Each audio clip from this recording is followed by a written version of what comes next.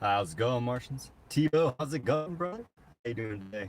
Cellmate in here too. Yes, he is. How you doing, Cellmate? GVE. How's everybody in the Martian community doing today? Hope you all are having a fantastic afternoon. I'm pretty excited. You know, the price is down. And that's what we're going to talk about today. There's a little bit of news out in the ecosystem, but nothing like really worthy of a whole hour-long conversation on today. So we're going to talk about the fact that we finally got our price dump today. And I say that literally with excitement because it's good. It's legitimately good that we finally got this correction, because I was starting to get worried, because the longer that we kind of stagnated below the 30-cent line, the higher the odds that when it dumped is going to dump even harder than this little bit we got, right? So we're going to talk about that today. And I'm also going to touch on some other news. You guys probably already know, since I'm sure everybody's tuning into all the other crypto channels out there. But we'll talk a little bit about the fact that Brad Garlinghouse was asked about an arrangement with Mark Zuckerberg with Libra, how that is all panning out there. And there's also some interesting speculations going around about Swell. I want to touch on MoneyGram because that will factor into the price that we're going to be talking about today. The price is what we're going to talk about. I'm also going to refer back to video that the live stream I did about 2 weeks ago now, talking about, you know, my end of year price prediction, and so how this price move we got is going to factor into that. And it's all ultimately, this move is neutral for that price projection, right? So everything that I put into that video, the price projection video, is still in play. Any scenario can take hold as of right now, because we didn't break the 25-cent neckline that we need to maintain above. So that's good. So thumbs up, everybody. They're getting in here. We got 8 likes already, 46 y'all on the stream. Thank you guys for tuning in. Let's get some likes though, so the algo starts pumping it, letting everybody else in the Martian community know that, hey, you should tune in the stream today, right? Thank you guys for hitting that. As always, Roger Sami, how's it going? Next is 20 cent and then up again 30 cent. Don't think we're going to 20 cent, brother. I just don't. To be completely frank, Roger, I think that 25 cents is the new low of this move. We may correct back to 25 cent.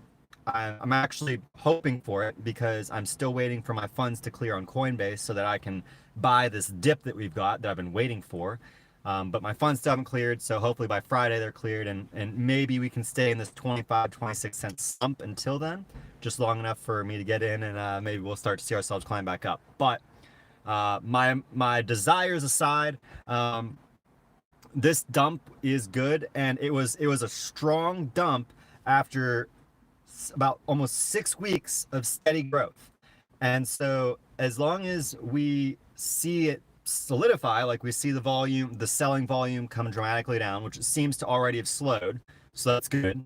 As long as we don't see another burst of sell volume, then we're going to go flat around this range, I believe, and then we're going to start to climb back up to that 30-cent range.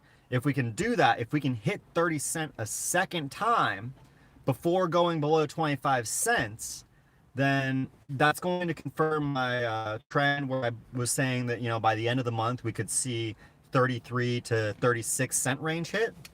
And so that would be like that'd be a beautiful catalyst, or a beautiful move, if we go from peaking at 30 cents this past move, dump to 25, and then climb to 33. If we climb to 33 before November 1st, I'm expecting that will be an indication of smart money who's aware of what's going on with MoneyGram, or perhaps just speculative volume in the space, because a lot of us believe that MoneyGram is, you know, having fantastic results as a result of them going live with Xrp, right?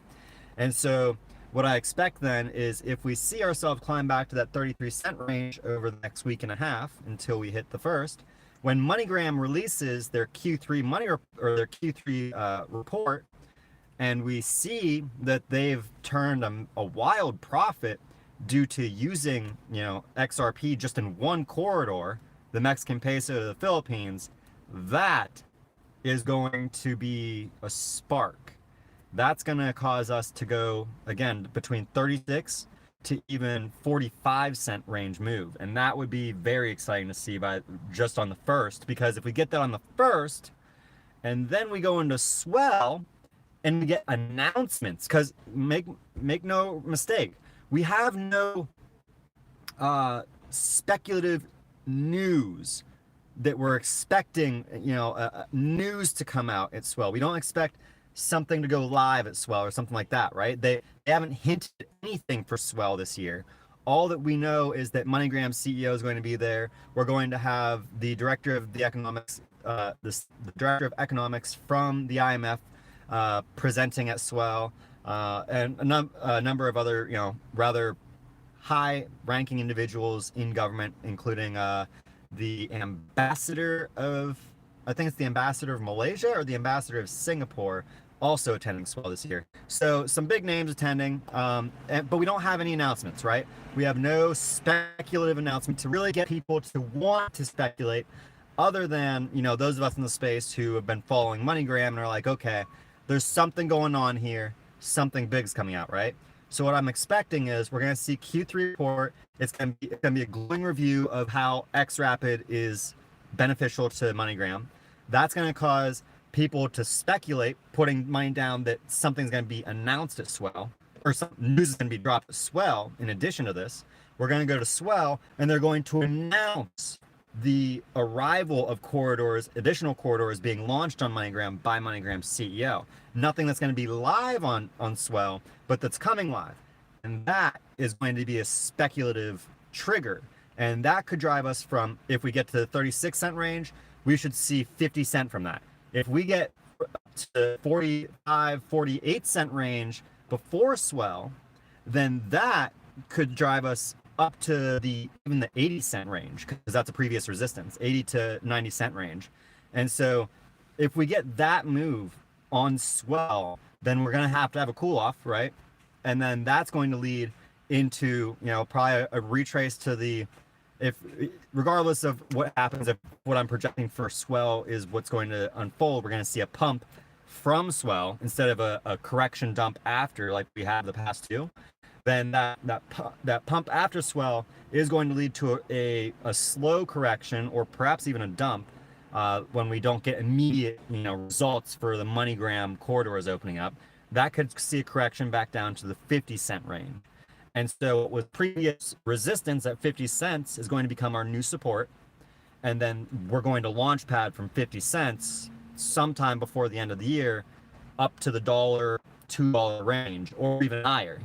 It really depends on how much momentum we gain from this. So this dump is good. It's a great time to load your bags, anybody that's wondering. Not financial advice, but from a technical perspective, this range that we're in is a fantastic time for individuals. If you've been waiting to get in, now's a good time. Maybe wait till Friday so that your friendly Martian can get his bags too before the price starts spiking, because everybody's getting in. But if you want to go and get ahead of me, fine. I'm talking that it is a good time, and it is. I really wish I could be buying right now myself. That's why I'm saying it. But again, it's everybody's financial decisions is their own. Don't just trust me, some rando on the internet. Go, if you understand technical analysis, go do your own TA, figure out where you think the price is going. I see that, like Roger there was saying, he thinks it go 20 cents. I don't see that. But if you, and Geo seems to think the same. You're thinking that if Bitcoin dumps to sub 6K, that we could see 20 cent. And that's very, very possible, right? But I think that what we're watching happen, if you look at XRP to Bitcoin, even though XRP had to dump down 25 cents because Bitcoin, and that's another thing too. I should say why I think that we had this 10% dump today, because it wasn't just XRP that dumped. It was Bitcoin, it was ETH, it was the top 10, all of them dumped 10%. And that 10% dump didn't result in Tether going up. Tether is actually down today. It's like at $1 even, just under $1 even, which makes sense if anybody's aware of the news today. The SEC, well, I guess it was yesterday they labeled it, but SEC just labeled Tether as a security. And all stablecoins, not just Tether, all stablecoins are now labeled as securities. So that, I think, is the first little prick in the Tether bomb. And anybody that doesn't know what I mean by Tether bomb, because I've talked about it before, I believe that Tether is a bomb, a literal bomb that's going to blow up and destroy a lot of tokens. And mainly the tokens that have been being artificially inflated through Tether. So that's Bitcoin, that's Ethereum, that's many of the ERC20 tokens, Monero, arguably, the privacy coins as well, so not just Monero, but Monero is the one that comes to my mind that I'm almost certain is being propped through Tether pumps. But yeah, ERC20s, secure or privacy tokens, and Bitcoin, and ETH included, I think have been being inflated. And now the move that we saw in XRP and in XLM makes me think that there might be at least bleed over into those markets because of people trying to, whales from Bitcoin whales holding large positions in XRP and XLM to suppress their prices so that they can, profit off of the fact that XRP, XLM, ADA or Cardano, and a few other of these tokens that are very uncorrelated to Bitcoin. They're trading off of these, and so those whales in Bitcoin, those maxis who claim to be maxis and hate on XRP all the time, well, why are they hating on XRP if they're holding it? It's so that they can suppress the price, so that they can have larger trade margins in Bitcoin. That's not something I can confirm, right? But I know from being a Bitcoin maximalist that was actually a mentality in 2018 that a lot of Bitcoiners were intentionally investing in XRP and XLM so that they could drain it, into Bitcoin and through trading it. And so there's a very good chance that that same mentality is still being held by many people in Bitcoin, and maybe people with enough financial power to actually cause some degree of manipulation of the price. And so I think that when we see Bitcoin dump like 10% like it is, they dump XRP on top of it. But here's the interesting thing about that, right? This is a speculation too, mind you, just so everybody's clear. The interesting thing about that, and I'm gonna get in the chat after this too, because I know that I'm falling behind here. So I'm actually gonna stay up to date with the chat. So if I haven't answered your question, you can put it in once I get back in here. But so the interesting thing about this manipulation though is that when you look at Bitcoin to XRP, XRP is actually resting flat now at the 3,500 Satoshi range. And that's new, because 3,500 sats was actually our resistance for most of this last month. So we got that pop above it when we did our most recent run up to 30 cents. From the 28 cent, we did that run up to 30 cent.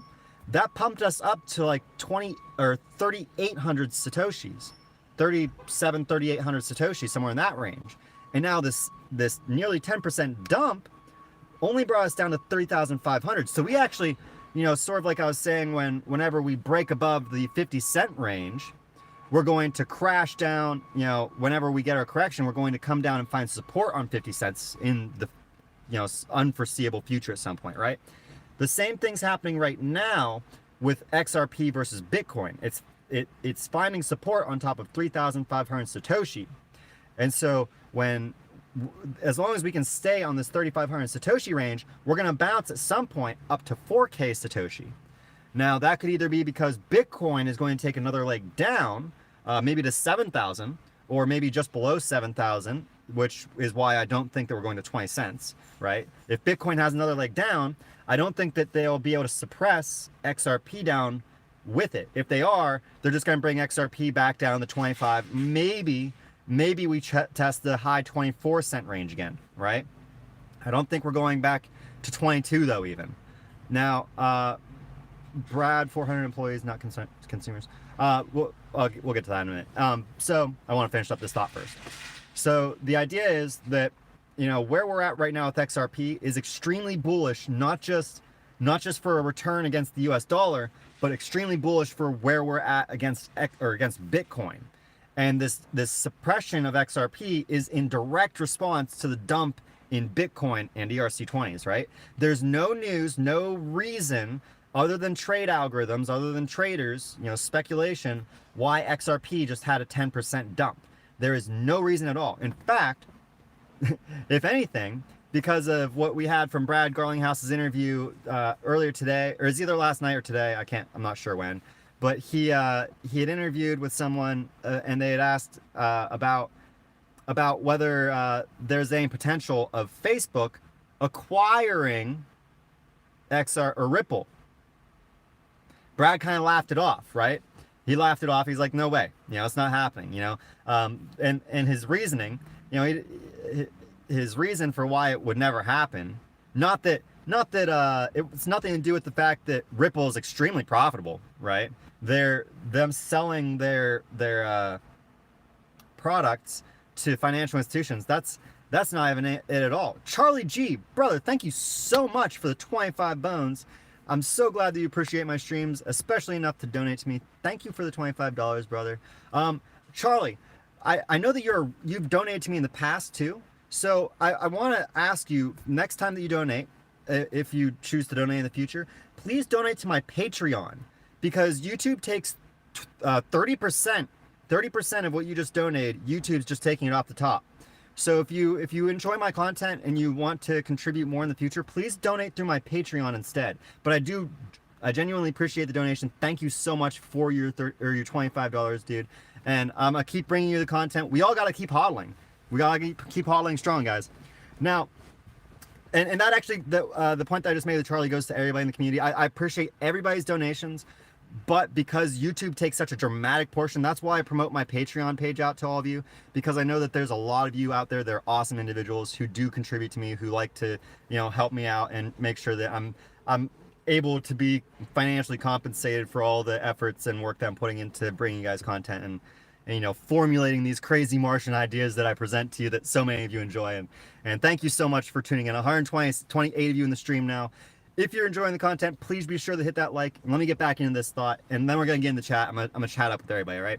So, I was talking about the fact that the Brad was asked about whether or not Facebook could ever acquire Ripple, and he laughed and said, ultimately, he just said no because of the fact that Ripple has built a lot of trust with financial institutions. Facebook, on the other hand, has done nothing but erode their trust with governments and financial institutions over the last almost 3 years now. Really since 2015, Mark Zuckerberg has done Facebook no credit. Facebook has done itself no credit in either the public eye, the eye of governments, or now in the eye of financial institutions by trying to launch this Libra token. It's interesting actually when you look at the 7 institutions that dropped out of Libra. They're all financial institutions.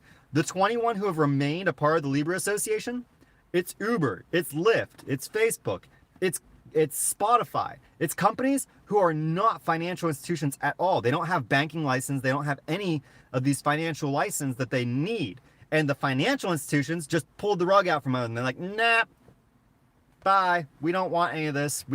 There's something fishy going on behind the scenes that we as regular Joes are not privy to, right?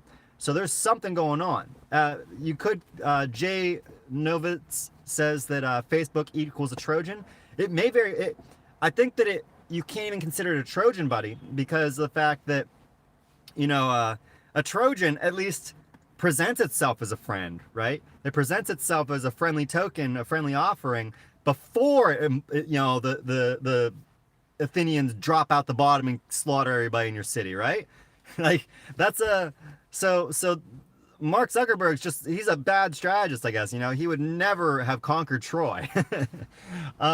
But yeah, it's a very it's very interesting though, because we have this news, this talk about Ripple's doing so well. If they keep it up, maybe Facebook's going to want to acquire them. And Brad already, he's like, even at this stage, he's like, it's never happening.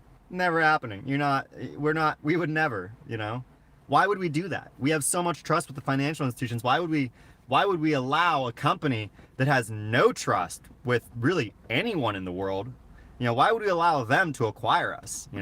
Ripple's got so much money in its war chest, it's not even funny. They don't even, they're acquiring companies themselves. They've got so much money, right? They don't need it. Jonathan, Pat, RIP, Facebook, just another MySpace now, or story. That's interesting actually, because second generation social media does seem to be lifting off now. Instagram, nobody wants to add me on Facebook. Everybody wants to add me on Instagram, which I have to make now because I don't have an Instagram. So apparently I need to make one now. Everybody kind of looks at me like, you don't have an Instagram? What? So that's the new Facebook, right? Instagram. Twitter is ours as crypto investors because that's where we've all conglomerated. But I need to get on the IG life, I guess. I just don't know what to put on IG. I'm not good at short, low clips. I'm more attuned to long tangents. 10, 20-minute tangents is what I really like. But, I like doing the hour-long live streams where I engage with you guys. So Coin Collector, what do you got here? I would say that the Libra network is a Trojan horse because they are trying to present themselves as a friend. That's true. That's true, but well, actually, I don't know if I'd say that they present themselves as a friend because they're immediately presenting themselves as a competitor to traditional finance, like to the dollar, to the euro, right? Because they're not even trying to peg their asset. The hell? Somebody's over the dumpster. Somebody's like throwing stuff in there, sorry. So they're not even trying to present themselves as a friend to the traditional finance because they're not even pegging to the dollar or the euro. They're pegging to the value of a basket of all these currencies collectively, which is, you could try to infer that it's going to be good for the tradition, or that they're based upon the traditional ecosystem, but really the way that it's going to operate is that they're just trying to be the ship that's on top of all the others. They want to. Libra is supposed to be the ship on top of the swimming pool of fiat trash, value that's being drained. So when we get down, the Libra ship will still be sitting there, but it's going to be at a lower level. It's still going to be a solid ship. It's not going to be worth as much when the fiat swamp is drained. Connie, how's it going? Welcome to the stream. Hope you're having a great day. Thanks for tuning in. And how you doing, Adrian? Glad to see you in the stream, brother. I'm gonna pop up here and grab a few questions. We're 20 minutes in, so I present basically everything I want. So if you're watching this stream afterwards, this is Q&A, this is community part. We're just gonna go on tangents. My primary focus of this is done, so we're gonna see where we go with the chat here. See what anybody else here they have that can send me on a tangent, right? Random 2.0. Didn't Brad Garlinghouse say it won't pass 24 cents because TA would be all utility for so far that was the bottom? So are you like talking like a gangsta bra? That would be the bottom, bra. I think that's what I don't think it won't pass below. It won't pass below. Is that what you're saying? Yeah, I haven't heard Brad Garlinghouse say that. That would be really interesting if he did though, random. But I don't think that I personally said that, and I said this about 3 weeks ago now. I said that I don't see XRP going below 22 cent now. And I said that because back in July, I said that there was the potential that XRP would go to 20 cent back in July. I said, when we were at when we first came off of 48 cents and we had a strong correction down to I don't know, 30, it was 42 actually, I think, maybe 42, 39 cents, somewhere in that range. We had that correction and I said, we're going to go down to 20, we're probably going to go down to 20 cents. And we came close. We went to 21.9, 22 cents essentially. And I was really convinced even when we hit 22 cents, I'm like, okay, we can still have one more short leg down 20. It just didn't happen. And, from that 22, we bounced up to 33. And then we came down to 22 again. And then that's when, at that 22 cent range, that's where I was like, okay, there's a really high chance now because we bounced off 22 hard. There's a really good chance we're not even going to go to 21 or the 20 cents now that we might see a correction back to 22 and flatline at it. And now, after the last month and a half of this price action that we've seen, where we've gone up to 30 now, and now we've crashed 25, I'm saying that it's really unlikely that we're going to go to 23, right? I expect that the strongest correction we get from here is a slow slope down from where we're at right now, 26.5, down to maybe 24.5, maybe 24 even. That would be kind of, that's even unlikely, right? I think 24.5 will be the the lowest possible based on the current momentum that we're seeing. And I think that that's kind of like wishful thinking as somebody who just wants to get a fat bag, right? Whenever I get the chance to buy, I'd love to see it 24, but I just don't think that that's even in the numbers right now, right? Especially with swell coming. Yeah, and that's the other thing. XRP money bags. That's exactly it. You know, that's the pre-swell dump before the pump. We have so much good stuff coming in the next few weeks, so much anticipation that I just can't see a rational or even an irrational reason for the price to even remain where it's at. You know, I would love for it to come down to 25 cents again, because I didn't get my bags yet. I'm still waiting for my money to clear, right? So that's why I haven't bought mine yet, even though I really wish I could. You know, I was almost tempted to just like buy outright and just, you know, take the fee on Uphold and just buy my 500 outright and then send what I had tried to transfer to Coinbase, just send it back to my bank so I could get in now. Cause like I'm really not certain that we can see it coming down. Brad was in his interview today was asked about 400 customers and he didn't deny it.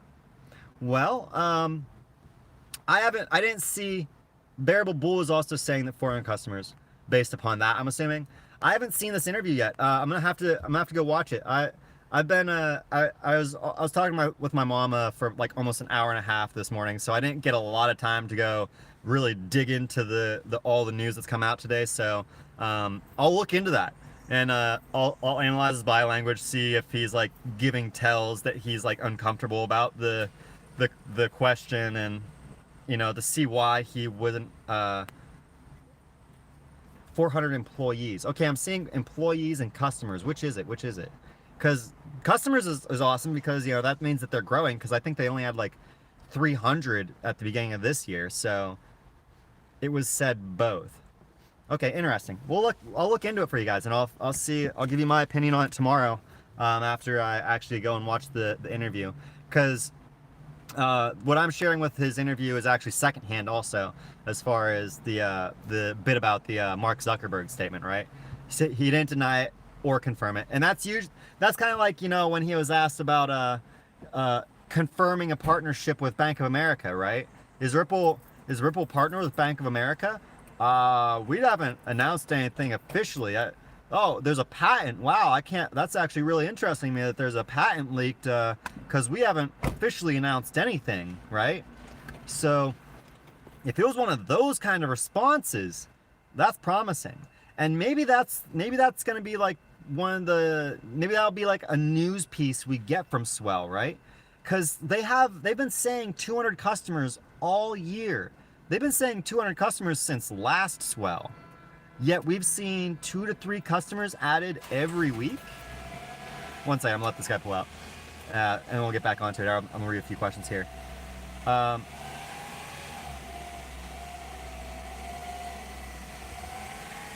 person asking the question said 400 customers congratulating him before he said he had 400 workers. Ah, interesting. So it was a diversion. If that's how like the exchange went, it sounds like it was a diversion. I'll have to check it out though.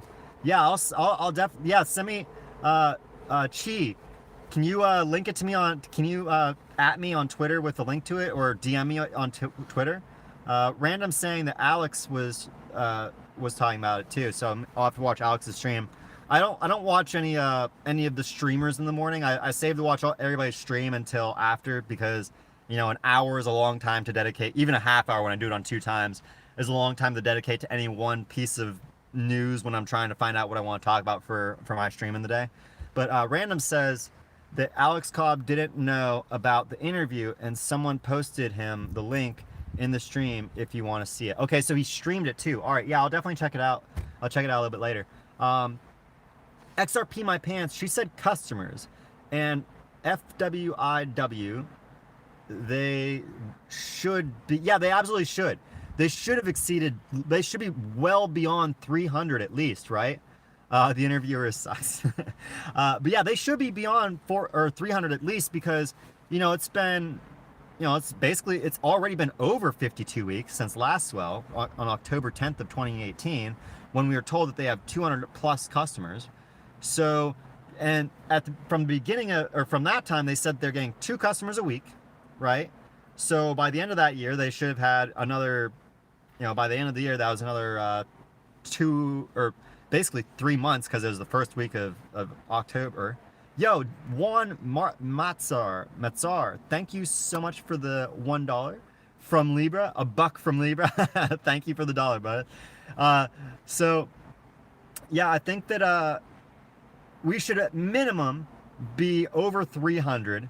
And then we also got that news early in 2019, like in February or so of 2019, that Brad was talking about the fact that they're signing 3, an average of 3 to 5, I think it was like 3 to 5 or 3 or 4 customers per week. So they'd almost doubled in early 2019.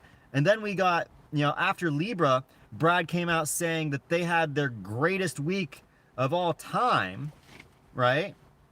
The greatest, signings week of all time, because Libra worked as a call to action for financial institutions to become involved.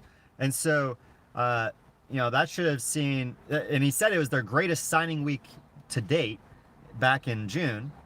And you'd assume that they wouldn't have just had that 1 week, that it would have continued, even if that was just like a peak, right? So yeah, I think that we should be near 400. That seems realistic. And I've been really irritated that they haven't given us an update to like 300 when they hit it. And maybe that's why. Maybe they want to go out this year as well and say, hey, we have twice as many customers this year than we did last year. How about that? Oh, by the way, here's the CEO of MoneyGram to tell you how profitable XRP is. So, hey, you 400 customers, if you want to save some real money, we know a way for you to get on board that's going to not be in violation of your nation's regulation, right? Also, we got confirmation this week that the FATF, or that the Faster Payments Task Force, has resolved their FATF guidelines, I think it's FPTF, but anyway, that they had come to a global standard. And this is something that anybody that's followed since back in June knows, that this standard was agreed upon at the Osaka G20 summit. MG is MoneyGram, Jamlin.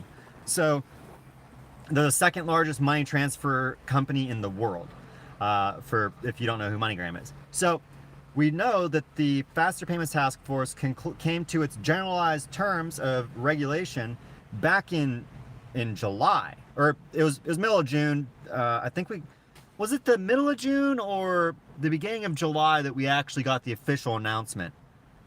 I'm getting dates confused now because it's been a little while, but I know that it's around June-July timeframe that we got the acknowledgement that the Faster Payments Task Force had come to a resolution, and that was like a generalized level playing field. Now this week we got confirmation from the former chairman of the CFTC, or no, it was at the blockchain.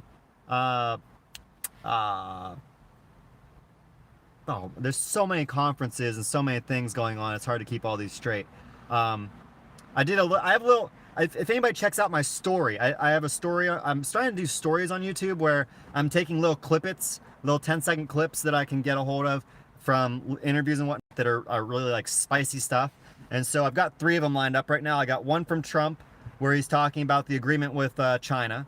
I got another one from Brad where he was interviewed at the New York Economic Conference where he was talking about Ripple's position with the Faster Payments Task Force. And then I have a third one from this other panel that we just had like 2 days ago, maybe 3 days ago now, where they're talking about regulation, and I can't remember the individual, what his position is, but I know he's a government entity, U.S. government representative, and he was talking about the fact that, this Faster Payment Task Force, their conclusions are, it's a standard for the global community as a whole. So anybody that's trying to leave the U.S., to avoid being regulated, right? Anybody that's trying to leave the U.S. to get away from our strict regulations, they're not gonna be able to run for much longer, because those individuals are going to be, those individuals in another country are soon to be held to the same exact standards that America is holding everybody to date, right? Jay Novitz. No, I'm not in Coronado Island. I do love Coronado though. It's gorgeous over there. I do like to spend some day, like I spent a few days over on Silver Strands Beach because I love walking it. It's great exercise. Good for the calves. Good for the calves. And I got chicken legs, so I've been trying to build them up. But no, I'm not at Coronado. There's nowhere really well shaded in Coronado for me to sit in my car for an hour and chat with y'all. I do need to do I want to do another walk sometime, but I think I'm gonna save that for a day when I have like a lot of news to share with you, where I'm not gonna be engaging with the chat as much.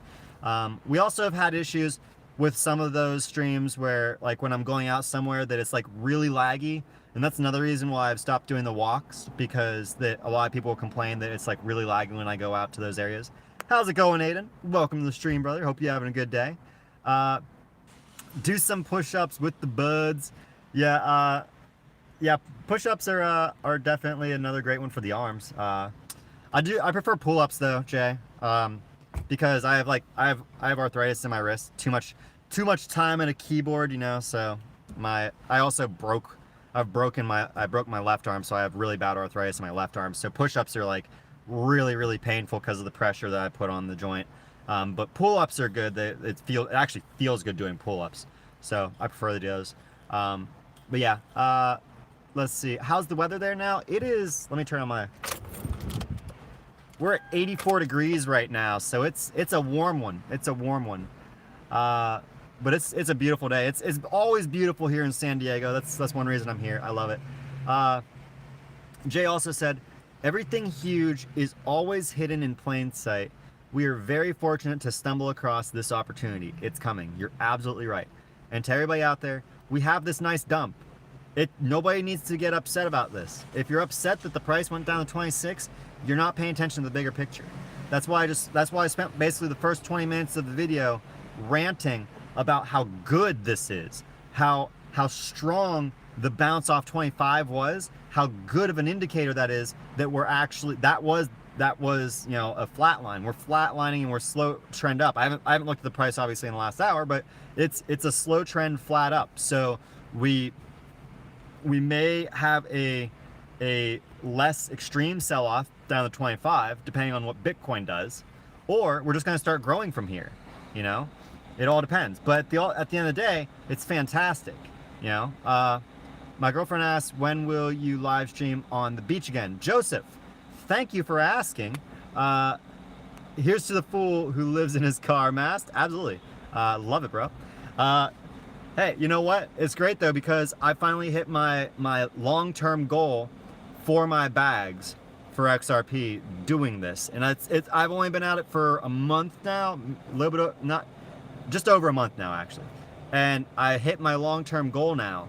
So I'm gonna save the rest of November, and then December I'm going to Malaysia, and the cost of living in Malaysia is so freaking cheap that I'm not even worried. It's so cheap there that it's gonna be the same cost essentially of staying out of my car. I'm kind of like, I feel like an idiot that I didn't just do it earlier and go to Malaysia earlier because of how cheap it is there. But I didn't have the YouTube channel then, so I didn't have a way of having like a steady stream of income that would actually make that lower cost of living worthwhile.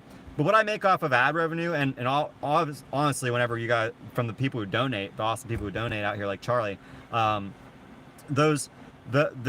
makes it so it's like when I go there, I'm gonna be in like upper middle class from making like $600-700 a month off of YouTube, right? So it's actually kind of crazy when you look at the cost of living difference there. So and I didn't realize how good the internet in Malaysia is either. So there's all kinds of like boons that I'm like, man, I'm an idiot for not doing that, because living out of your car, it's hard. I'm not gonna lie, it's hard. It's like yeah, there's tons of like issues that anybody that tries to do it, it's not something that's easy to pull off.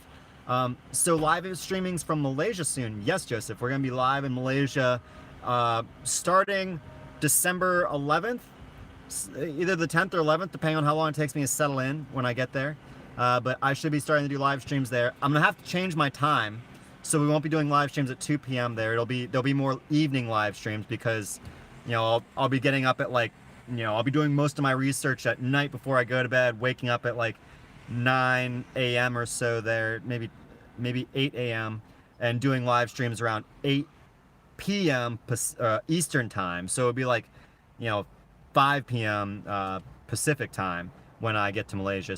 Just otherwise, I'd be waking up at like, you know, at like 5 a.m. I'd be doing live streams at 5 a.m. and I just wouldn't have the energy to really like, you know, be amped for you guys at that early in the morning.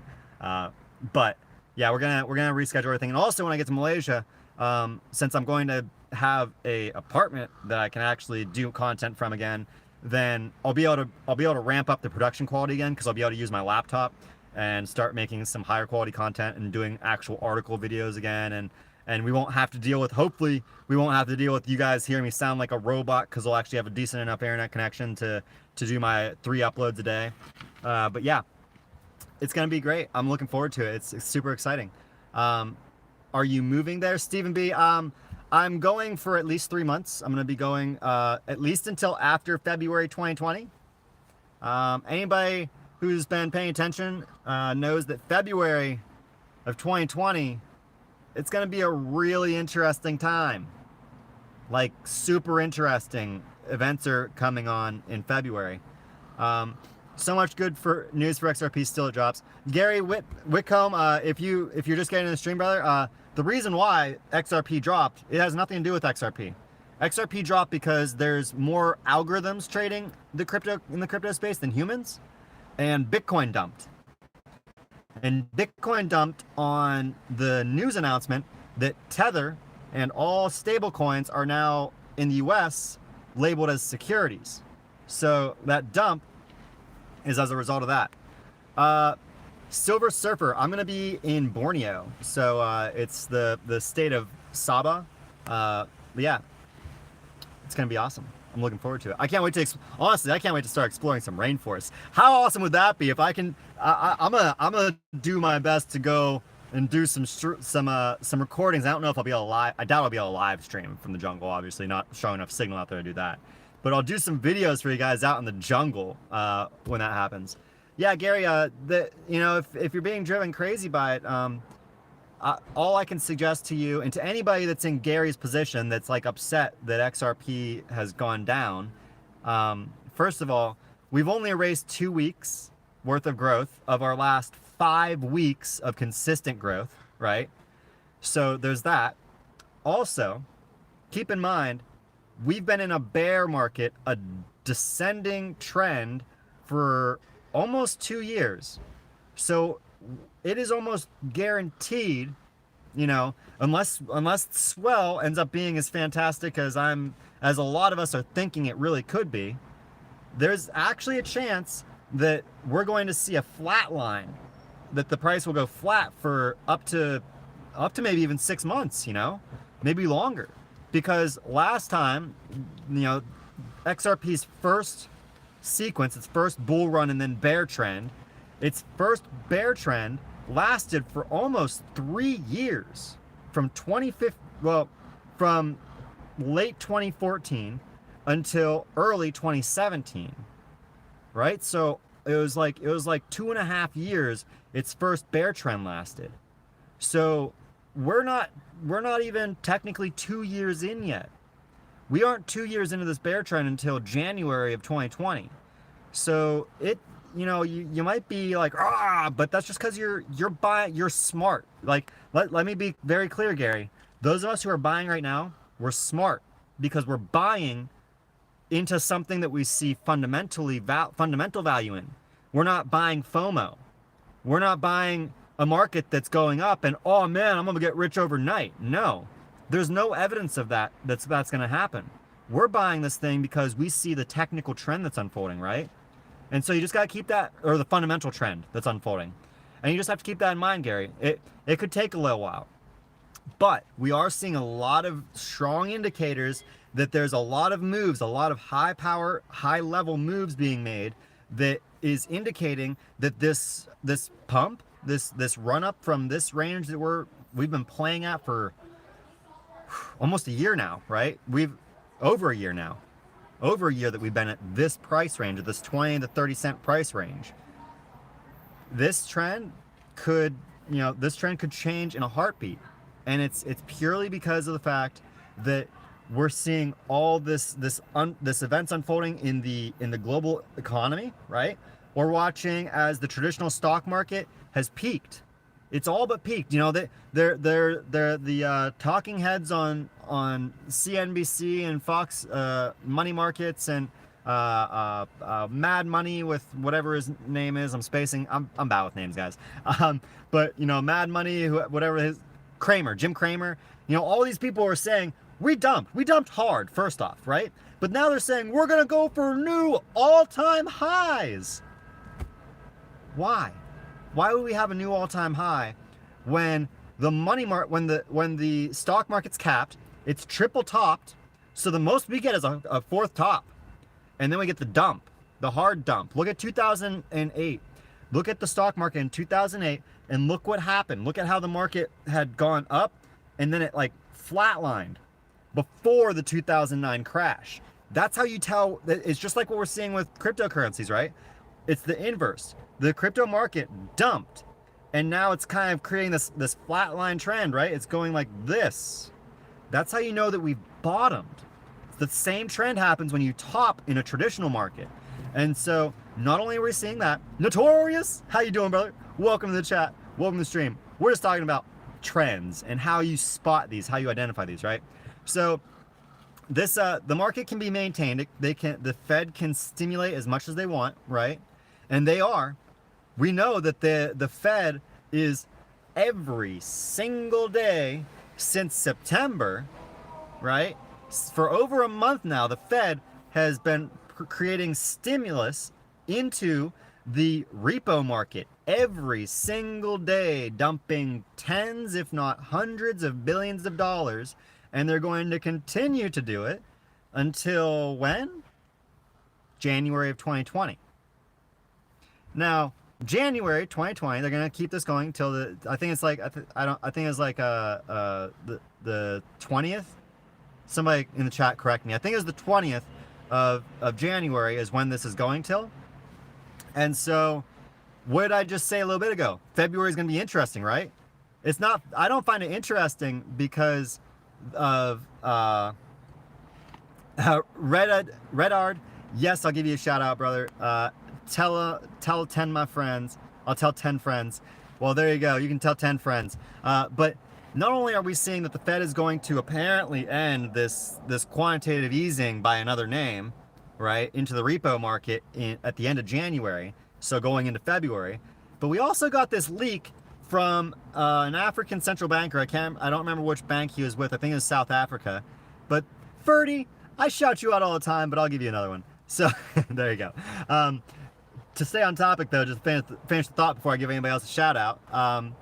We have the Fed ending their distribution or their quantitative easing in January that they're doing. Their temporary quantitative easing. We have a central banker from an African nation, I can't remember where, Brad Kimes played a little video clip of this guy slipping up when he was talking about the how to manage the world's debt. And what did he say? He said that they're going to forgive the debts. They're going to forgive debt in February. We're going to see a reset. Somalia, Nova, thank you so much. Now that I know that it's Somalia, now I can go find that video clip because I wanted to add that video clip to my timeline where he's saying that to my story rather. So Somalia's central bank, the head of Somalia's central bank is like, yeah, or not even the head. I think he's just a representative. But he's saying he dropped the bomb that they're going to forgive the debt. Okay, so we're going to start forgiving central banks' debts. How are we going to finance that? How are we going to finance, debt when by forgiving debt you're going to devalue your currency? You're going to diminish the legitimacy of those currencies. Right? You gotta think about that. It's like there's gotta be a mechanism in place. There's gotta be a mechanism in place. And this is conspiracy, right? This is opinion, right? Pure opinion. But I think it's gonna be XRP. I think it's gonna be RippleNet. I am almost all but convinced it is, because there's no alternative. There is no other the quantum financial system, Jay, exactly. They'll have to tokenize it. We'll see what they do with it. I don't know if they're just how they're going to handle the actual the debt itself, but the financing of the debt is going to have to be the forgiveness is going to have the value has to escape somewhere, right? You have to distribute the value of that debt to the entities involved in some way. And so there's a guy next to your car. What? Nah, we good, Ferdy. But I mean, we're in a parking lot, so I mean, there's probably plenty of people that think I'm crazy. You know, I've had a few people come hopping in their car and drive away, give me a strange look. I caught him out the corner of my eye, give me a strange look as was chilling here.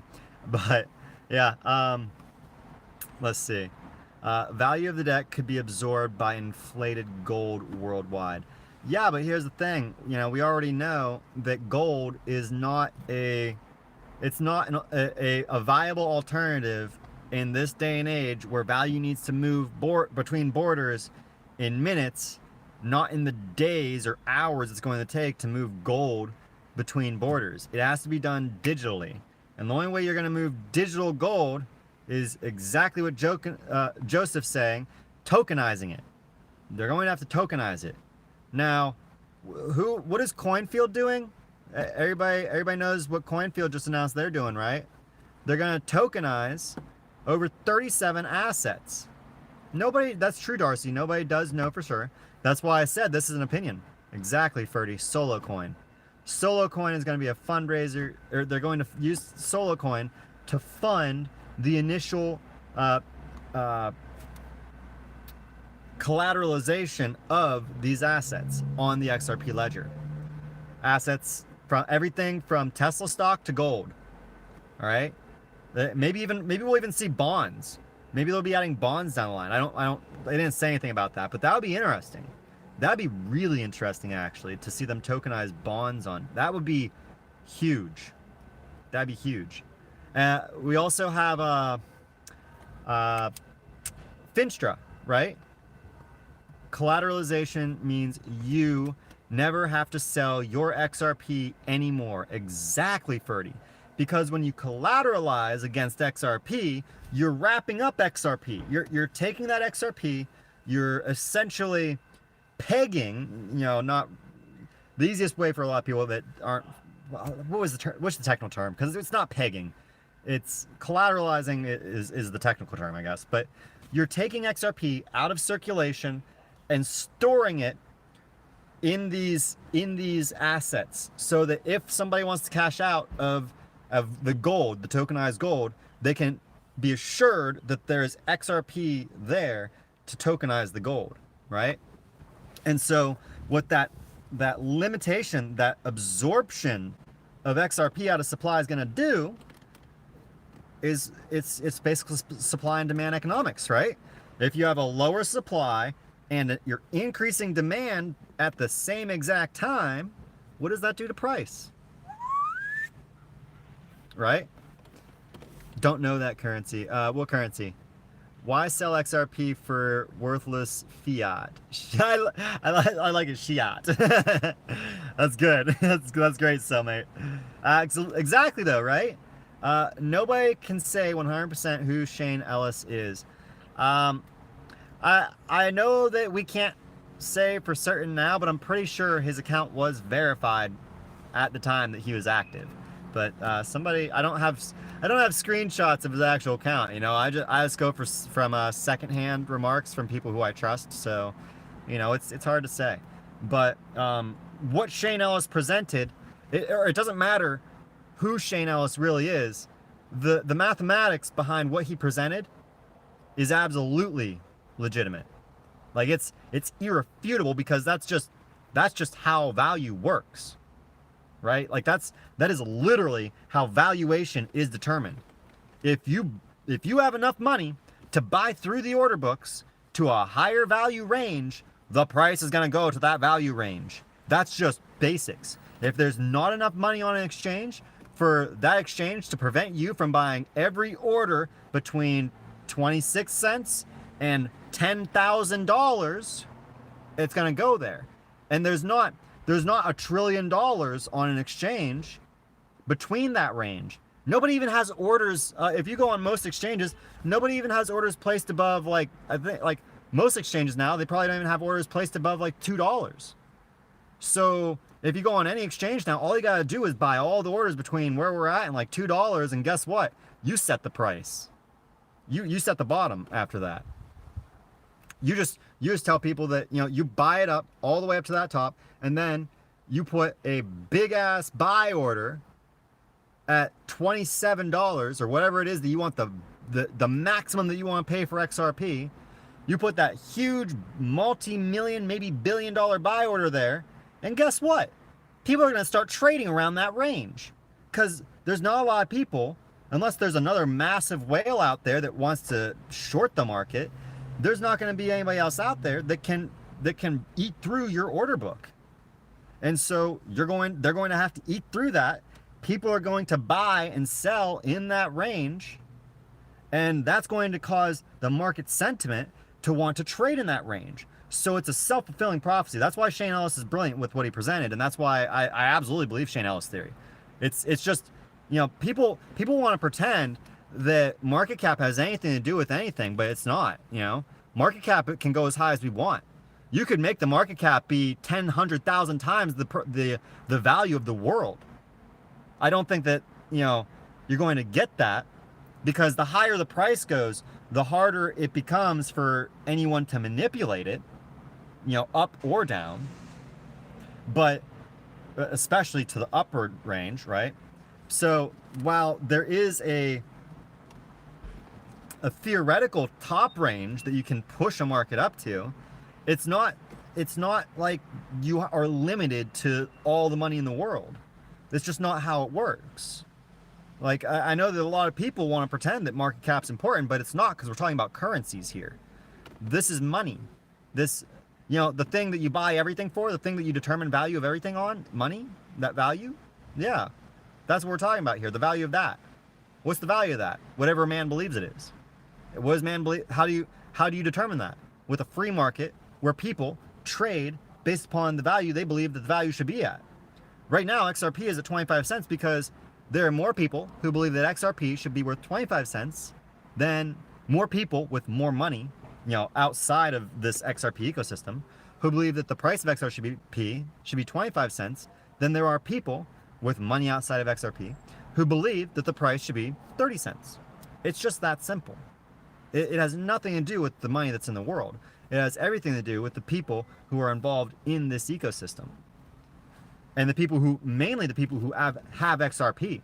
If everybody who had XRP, everyone, the algorithms included, said that, you know, I don't think that XRP should sell. If we could have like a consensus in the XRP community that no one sells XRP below $1 million a coin.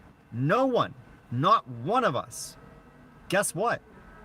There's not going to be any buy orders for XRP below $1 million. So if anybody wants to buy XRP, they'd have to buy at $1 million per XRP.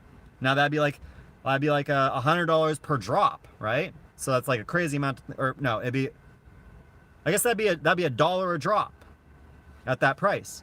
So, you know, at that point, the only way anybody's getting an XRP is if they pay $1 per drop, $1 million per XRP, because nobody's selling below that. And then you start seeing the price trade at $1 million, and technically at that point, the market cap's going to be in the quadrillions. It's going to be almost $1 quintillion, right? That's just how price works in a free market. It has nothing to do with money, okay? Because we are the money. XRP is money. Let's see. But yeah, that was a long enough tangent on that one. What you got here, Ferdy? Institutions don't want retail to manipulate. Retail will be shaken out like today. Now almost 4 for $1 with Shane 0.001 XRP per dollar.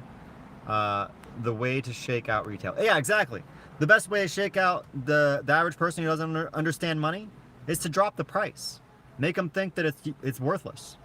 The best way to make somebody think that something that's worth a lot is worth less is to manipulate the price down. It's just like silver, right? Silver is at historic lows because JP Morgan, knowingly now, openly, public knowledge now, it's not even conspiracy, JP Morgan has manipulated the silver market for nearly 50 years now. That's why silver is so cheap, because JP Morgan holds a massive amount of it and are able to manipulate the price down. And there's not enough people out there who understand that if the public just says, well, that's up, I want silver, and then there's a rush from the public to buy silver, guess what? JP Morgan's gonna make a lot of money. First off, they're gonna make a lot of money because the price is gonna skyrocket off of the very little bit of silver that they choose to inject into the market, because now they control it, kind of like the diamond market, right? But also, you don't need that much money to cause it to go up. You only need as much as JP Morgan is willing to allow themselves to lose in the control of silver, right? And once there's more demand than JP Morgan's willing to relinquish, more of their supply than they're willing to relinquish, the price is going to go exponential. Jay points out that gold should be about 10K per ounce right now, and silver should be about 1. Yeah, and look at the prices, right? So gold is around 15. I haven't followed it in a few weeks, so it's somewhere around 1,500 last I checked, and silver is like 20.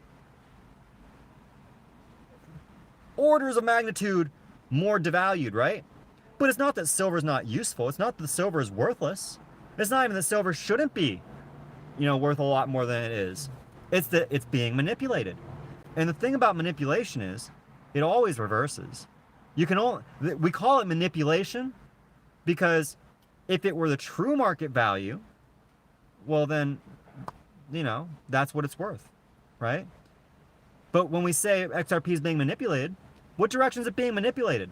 It's being manipulated down. That means that XRP isn't worth less. XRP is worth more because it's being manipulated to a lower value than it should be worth, right? And that's just how it works. Let's see. Benjamin Weiss. Jay, I've heard that 1K number for silver the other day. That's a 1:10 ratio against gold, which I believe is in the near future. Yes, and I don't believe that silver has ever gone below 115 and often bottoms out at 120. Yeah, but we're at like a 140 or I think it's even more than that. I think it's almost 150 range right now. No, because 15. I think it's 50. I think it's about 50 times low right now. Do I hold gold or silver? No, I don't hold either right now. I'm not in the traditional markets, but I do want to start getting a hold of precious metals, but I'm waiting until this economic crisis comes to grab some. My family, my parents both hold silver and gold though, so I'm not too worried about that market. If it goes up, then they'll retire and I'll inherit some valuable assets, in another, hopefully another 50, 60 years. Not anytime soon, but if that goes up, great, then so be it. And yeah, Crypto Mike, that's another one too. Cobalt. Oh my God, guys, I was talking about Cobalt the other week. Crypto Mike, welcome to this chat, by the way, brother. Yeah, I'll get a reference. Crypto Mike brings up my favorite one to talk about, Cobalt. Now, I was looking into Cobalt supplies, and it's not an incredibly rare metal, but it's extremely hard metal to acquire in usable form because it's usually like kind of sparse around the Earth's surface, so like it's also really challenging to deal with because it's toxic, but it's extremely useful. It's extremely valuable in batteries, and new generation batteries are going to rely heavily on cobalt. Elon Musk, if for those of you who don't know about batteries, Tesla is now the global leader in battery technology, and Tesla's newest battery utilizes cobalt and high amounts of cobalt, and the new battery technology is becoming. Tesla has made batteries so good that they're now actually like in extreme demand for helping help stabilize energy production and distribution, because the way that powers worked before Elon started this idea of creating battery bases essentially near power supplies or near areas of high energy usage, that energy, if people didn't use it, it went to waste. It was just, if they were burning too much coal or they're generating too much nuclear energy, it just went to waste, right? It was gone. Now, with these batteries, that energy is being stored, so all the energy that we're generating, or at least in these areas where those batteries are being used, like Australia, now Australia's energy, all that they produce is being stored for long term, and it's helping to bring their electric costs down. So let's see here. Charlie G. Just saying hi, Crypto Mike. Silver Surfer. So, how to invest in cobalt? So, it is extremely dangerous to hold physical cobalt. So, the best way for you to handle cobalt is to to invest in mining companies. So, the largest cobalt mining company is a Chinese company, so you'll have to invest in a Chinese company there. But you can invest in the mining companies, or you can invest in cobalt shares, just like you can with gold shares, right? In a money market. But yeah, so that's the easiest. That's the way that I recommend getting involved with it. Even though you aren't going to hold a physical asset, the physical asset is extremely toxic. And so unless you have a facility where you're going to store it at, I do not encourage you to buy cobalt, the physical asset. I only encourage you to invest in it. And that's also because right now, cobalt it had a bubble in 2017 and it popped. And now the price where it's at right now is actually at its historic trend range. So it's actually at like a really good time to get invested in cobalt right now. I don't know how long the market's going to stay at this low. It could stay like this for a year or two, or it could stay like this for a decade, right? Cobalt investment's more of a long-term investment.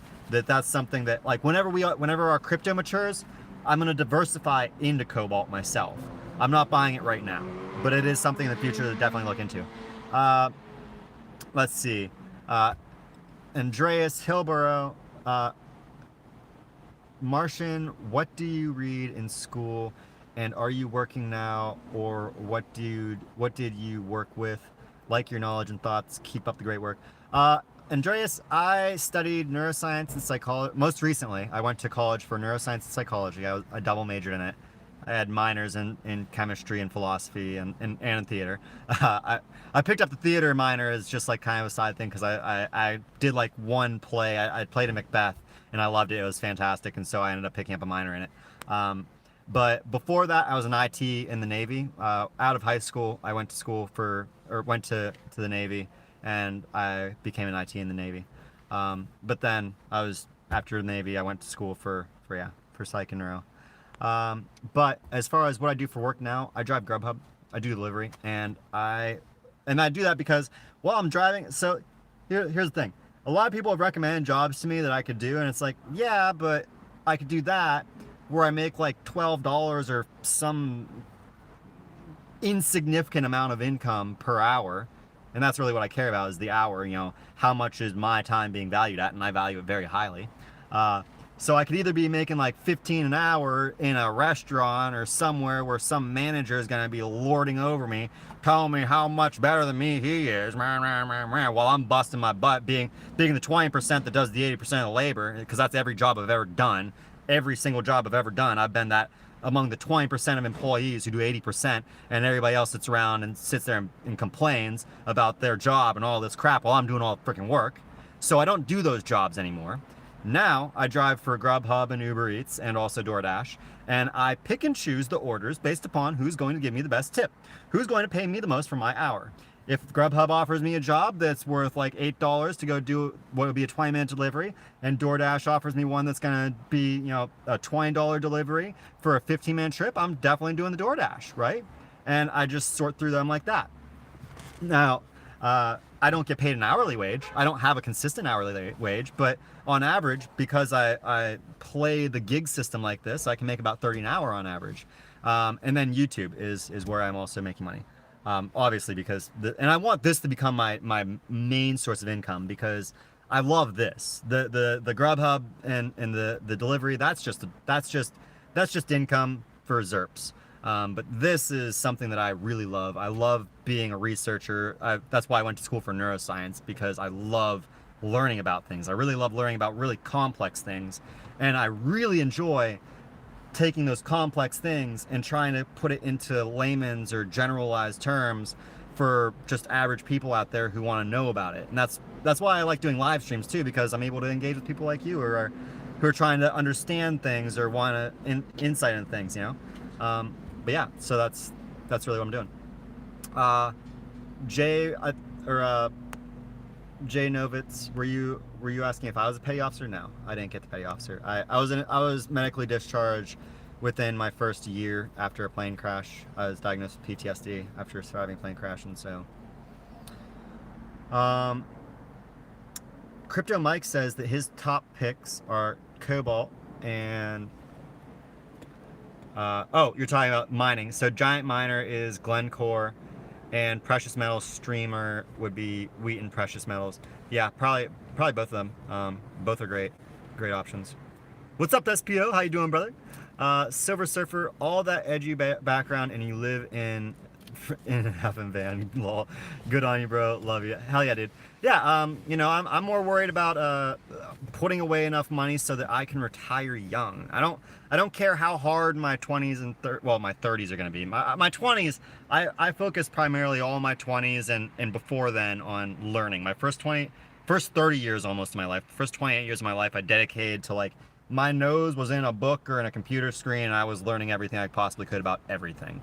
And mainly about science. Like, I stayed away from woo-woo topics. Neuroscience and psychology was like my most woo-woo thing, and it got me into spiritualism and stuff like that, but I never have really obsessed with spiritualism or anything like that until just past few years, where I'm trying to understand the psychology behind religion. But mainly it's been studying things like physics, quantum physics. Quantum computing was something I was obsessed with for a while, because I was interested in whether or not the brain might actually be a quantum computer of sorts. And it technically is. From my perspective, if anybody's curious, my perspective on the human brain is that humans are hydrogen-powered quantum computers. Hydrogen because, you know, over 80% of your body is hydrogen, and in order to create power, your cells split hydrogen bonds to create ATP. It uses hydrogen bonds to create ATP through something called hydrolysis, or hydrolysis, which is like it means to cut with water, right? And so our cells are designed to split atoms with hydrogen to create, or water to create ATP, and ATP is what your cells use to create power for your brain to operate. And your brain is wired in such a way that it creates new connections on the fly, and in a very quantum computing way, in a very, you know, not a superposition way. It's not, you know, a single neuron operates sort of binarily, but the way that the architecture of the brain operates is in a more of a quantumly connected manner. And there's also a lot of evidence. Yeah, I've already rambled enough on it, but that's my perspective on it, right? So I really it's something that's really fascinating to me. And so, like, I've tried my best to, like, my idea was in my 20s that, you know, when I was 19, I came to this conclusion that I knew nothing about the world. I didn't understand anything, and I didn't know how to understand anything. And so I decided, you know what? I'm going to try and understand physics. I want to understand how physics works scientifically, and then I'll go from there. And that led to quantum mechanics, and then that led into chemistry, and that led into or organic chemistry, and then that led into eventually neuroscience and psychology. And so that's how I've grown. And then the IT background in the Navy was, that I set aside computers for most of my 20s after getting kicked out of the Navy. And so that's, I still understand computer networking and all that stuff, but I don't have the technical background in it anymore. So that's why I'm not doing that actively. But I've been thinking that I want to get into coding now, because I've been having a lot of really good ideas about blockchain projects that I'd like to start. But for now I'm waiting for this to mature, and once XRP matures, so I have the funds to go and dabble around in blockchain, then I'll teach myself coding so I can make sure that the people I'm hiring aren't just, screwing off. They're actually developing what I want.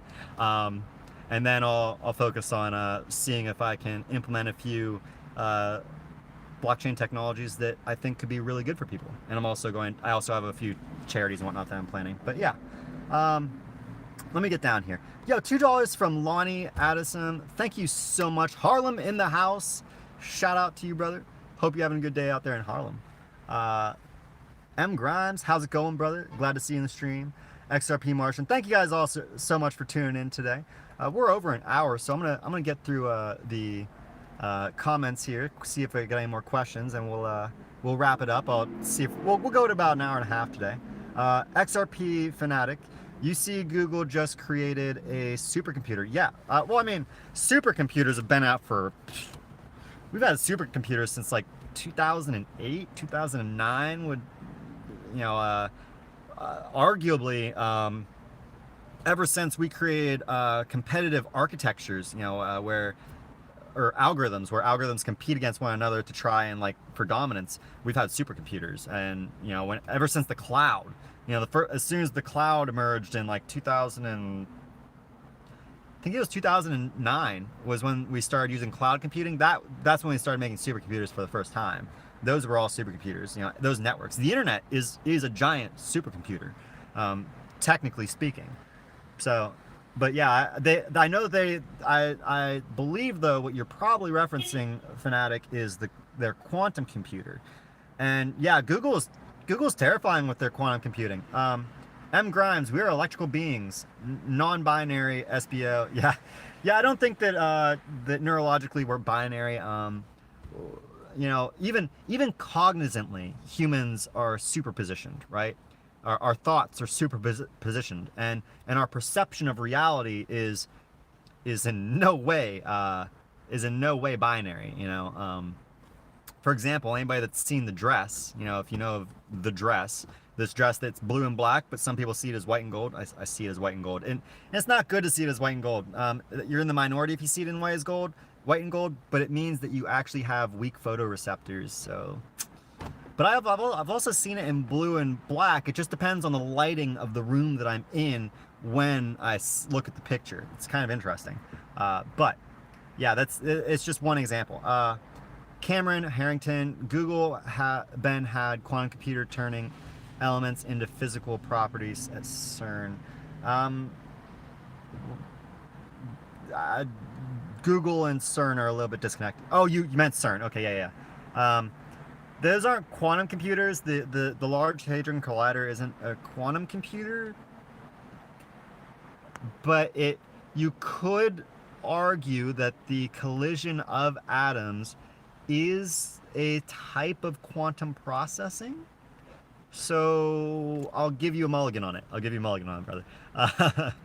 Consciousness is totally effing amazing. Silver Surfer, it is the most amazing phenomena that has ever existed, because that phenomena has enabled us as humans to observe every other phenomena, right? To define phenomena, to have a word called phenomena, to allow us to apply meaning to consciousness, which is the thing that has enabled us to consciously create phenomena. perceive it. It's a really it's an amazing thing. It really is. It's why, like, I really physics in general too, Crypto. I'm like, yeah, the universe is beautiful. Like, it doesn't matter what way you come about approaching the universe, whether you are spiritual or you are scientific. You know, this universe we live in is truly just a wonder, right? It's like the most fantastic thing ever, and I'm so glad that there is, I'm so glad there is an existence than not, even if life's hard sometimes, even if we encounter challenges, even when we got some motorcycles go by, but even with life's greatest tragedies that unfold for all of us at certain points in our lives, the existence and the living through a tragedy is still worth experiencing life than not, So it's truly like, it's I said me and Kevin Cage were going back and forth on Twitter a little bit, having a little bit of like a philosophical back and forth, and he said something that he was talking about Mr. Robot, and I like memed that, I don't even know what I'm doing here, and he said we simply are. And I was like, yeah, I mean, yeah, the present, when you think about it, what is the present? It's the gift that keeps on giving, right? It's the here and now. The here and now is all there is, and it's what is the gift of existence. And I think maybe that's why we call it the present, because it's, it's a present. It's a present from creation, Let's see here. Are you interested in starting your own business? Kenny Williams, I am absolutely interested in starting my own business and intend to. Let's see. Quantum processing with a supercomputer. Yeah. That's yeah. I know Google's been doing it, and so has IBM. So has Watson utilizes quantum computing actually, to a minor degree, but it still has quantum computing enabled in it. Deep Blue, I believe, has quantum computers, or have been dabbling with them. Apple is working with quantum computing, so it's not just Google. I think even Facebook has been messing. No, they're not. It was. I was thinking of Google and NASA, because I was thinking Facebook had partnered with NASA, but it's Google and NASA have been working on one of the most powerful quantum computers. China also has been developing quantum computing for who knows how long now. But that came out like in 2015 or so. China had there was news about China's quantum computers. And they were actually ahead of the curve in 2015. So I haven't seen anything from them recently, but they might be ahead of all of us. SPO, so what do you think of miners being a part of a gigantic AI conspiracy? I will say this, on the topic of what blockchain means for artificial intelligence, to me, it's only a matter of time until some mad scientist comes up with an algorithm for self-determinism. And as soon as that mad scientist launches a blockchain-based computer network with an algorithm for self-determinism, that network will be an unstoppable force, which will likely eventually crack everything. It will eventually break every human construct, unless humans create a equally or more powerful artificial intelligence to combat it. And so yeah, that's my general thoughts on it. It's worrisome in some regards, right? But at the same time, I'm very optimistic about artificial intelligence, because a lot of people think that AI and computers will destroy us, but I see our humans' relationship with AI as symbiotic, because even if we make super advanced robots, right? AI would not benefit from destroying humanity, because we do so much work. We do so much stuff that robots right now still can't.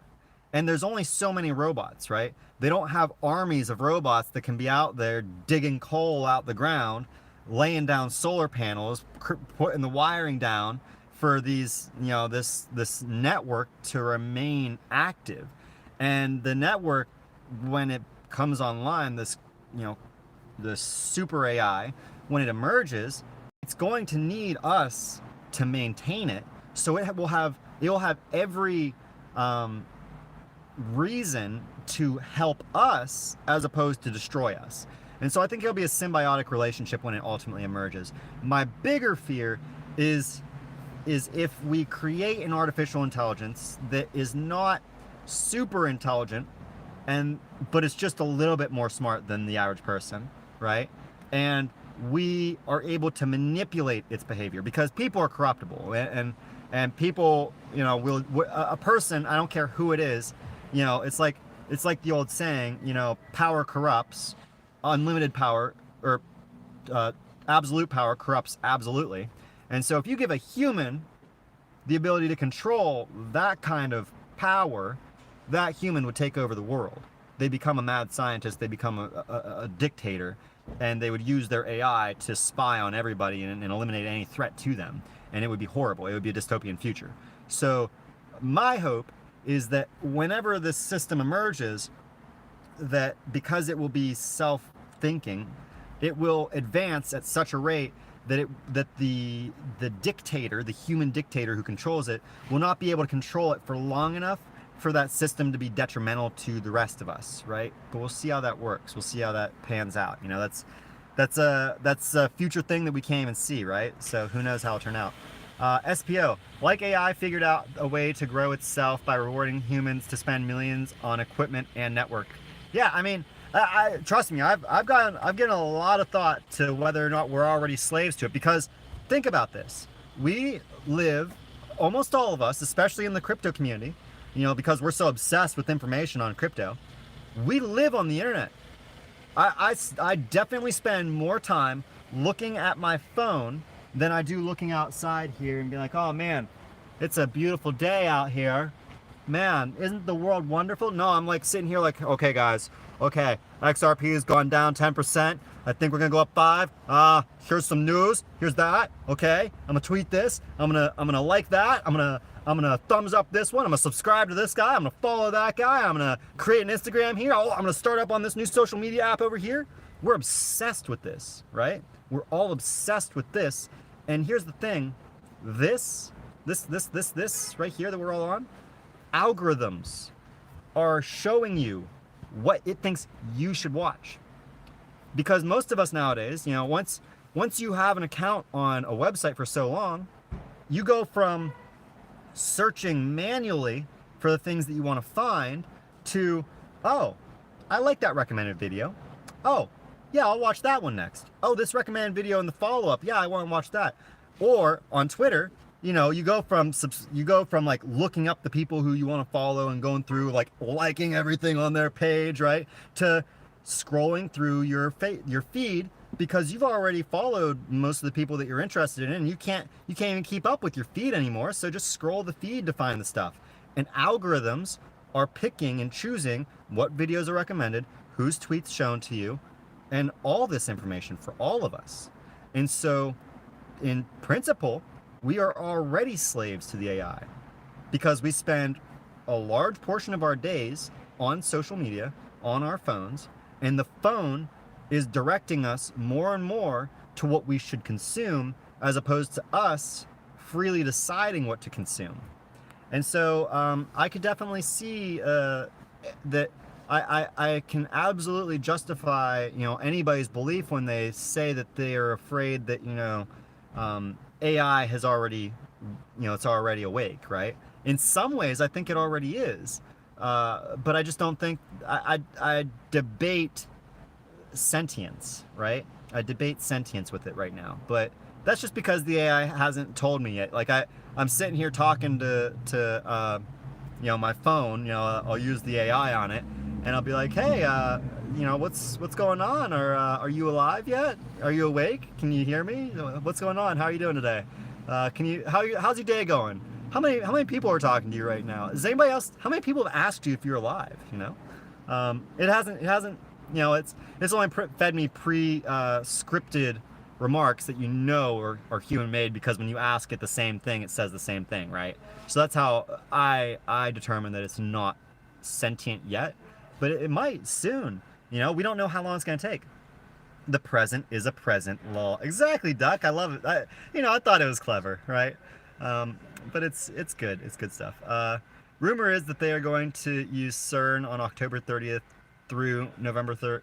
I mean, I don't. Are they running at a higher power capacity? Because, I mean, there's a lot of people who get like really worried about what CERN's doing, but the reality is like the Large Hadron Collider. It's not like a lot of people are afraid that it's going to create a black hole, and it does. It creates micro black holes, but they're so small that they don't have the ability to gain power. Like there are black holes that are created from the collapsing of stars that die, right? What we create by and that's from like hundreds of quadrillions and just a silly number of atoms collapsing in on each other and creating a super dense gravity well, all right? And those can disappear, those can evaporate.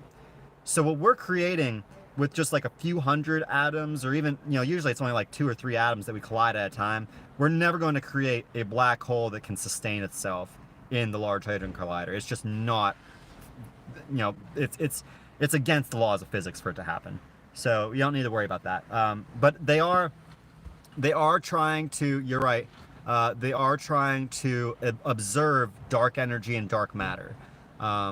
And it's kind of interesting. I'm excited to see if we get anything out of that, because they were supposed to get results in 2016's collisions, but like nothing exciting came from it, which is kind of depressing, because since we didn't get anything from that, it kind of indicates that the universe is a lot more boring than physicists would have liked it to be. It means that we're probably closer to an absolute picture of our universe than we think. And I think that the only thing that came from 2016 was indication of a force-carrying particle that we don't know the force for. We don't know what force that force-carrying particle represents. And so that means that there's a fifth fundamental force that we don't know of. I, being a neuroscience nerd, I like to pretend that force is the field through which the brain projects consciousness onto, so that we can experience, phenomena of consciousness, reds, blues, greens, because there's no such thing as red or blue, right? The only thing that exists beyond my brain is wavelengths. They're lengths of wave. Like, this is green, this is blue, this is red. That doesn't make sense to anybody, I doubt, unless you understand wavelength, right? But the idea is that there is no difference between a wave of blue and green other than the distance between the crest of that wave, right? And so consciousness creates these representations. The qualia of consciousness is a representation of reality, not absolute reality. And so it's very interesting stuff. We're totally off the topic of crypto. We're talking about physics today, so I thank you guys all so much for chatting with me. It's fun stuff. It's great stuff. 140 of you in the chat. If you enjoyed the conversation, be sure to hit that like for me, guys. There's 139 of you in here. We're up to 96. Dang it, Martian. Would I do 50K, TK? You meant for... Oh, wait. Was meant for Shaman. Arnold Schwarzenegger is gonna be after you. Oh, you just created the AI when you said that idea on here. The AI has already began to incorporate into this timeline. Okay, so that's another thing. I don't want to go on that tangent. That's Looney Tunes tangent. That one that I go on to. But yeah, it's interesting. It's super fun topics. Those are what I've been sharing with is like my favorite stuff to ruminate on and to really kind of like try and come up with like thought experiments for how it would play out and things like that. But I'm glad that you guys, a lot of you seem to enjoy that. I'm a little bit backed up here on the comments, but I'm not seeing anything really directed. Just some comments about the AI, internet, blockchain as a global spinal nerve. Andreas, I like that analogy. It really kind of is. That's a very good analogy for what the internet is, right? It's the physical network through which the consciousness of AI will emerge someday. and it will be very interesting to see how it unfolds. Quantum computers access their extreme processing power from realms us mere mortals cannot even fathom. Sounds safe to me. Dean Davis, actually quantum computers would, in principle, because you, me, everybody in this chat, every human being, you know, aside from the AIs out there, I know some of you are out there, every conscious entity in this chat is a quantum computer. Like by the operations within this, within the 3 pounds of fat that's between your ears, because that's what your brain largely is composed of. Neurons are largely fatty acids, or they're not, the neuron itself isn't, but they're coated in fats that what are they called? It's been a little while since I've been in school, so I'm not remembering the actual. There's these insulation wrappings on all of your neurons, like the tendrils that come off of neurons. Everybody knows they have tendrils, right? So the tendrils have these myelin sheaths is what they're called, and they're these fatty acids that they look like an insulation wrapped around the neuron, and it allows for a signal to jump, an electrical signal to be sent over that gap far quicker than if it traveled that distance, and that's a quantum effect. So you are a quantum computer in many, many ways. In many ways, we are way more advanced cognitively than most people really want to give credit. But yeah, I'm gonna wrap up the stream, so be sure to hit that like, guys, hit that subscribe if you're new. Thank you again to those of you who donated to the stream. I deeply appreciate it. As always though, if you do want to contribute to my stream in the future, I'm trying to get everybody to donate and contribute through Patreon instead, because Google does take 30% of everything that everybody donates to me, and Patreon only takes 5%. So I would greatly appreciate all of my supporters who donate to go to my Patreon page. It's in the description below. Use that instead of donating through here. I really do appreciate everybody. If you want to continue to donate through here because it's easier, by all means, but I'd much appreciate you donate through there, so that most of your donations actually going to me, not to YouTube, right? So thank you as always for tuning in. I hope you all have a fantastic day, and as always, I'll see all of you in the next video on Mars and live.